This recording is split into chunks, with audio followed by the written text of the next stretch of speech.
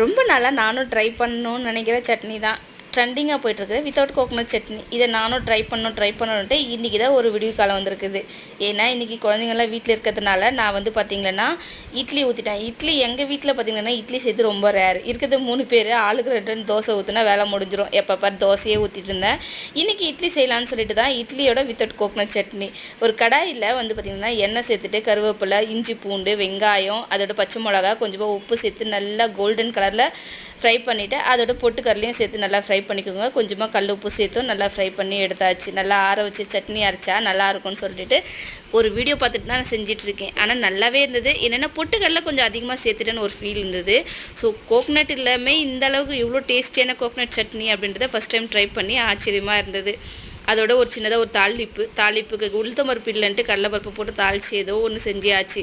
ஆனால் இன்றைக்கி நான் வந்து வித்தவுட் கோகோனட் சட்னி சாப்பிடணும்னு ஆசைப்பட்டதுனால செஞ்சு முடிச்சாச்சு. அதோட சுட இட்லியும் வச்சு சாப்பிடும்போது வேறு லெவல் இருந்தது. ஃபஸ்ட் டைம் ட்ரை பண்ணுறதுனால இவ்வளோ டேஸ்ட்டாக இருக்குது.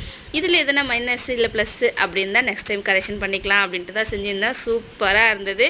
ஸோ நீங்களும் ட்ரை பண்ணி பாருங்கள்.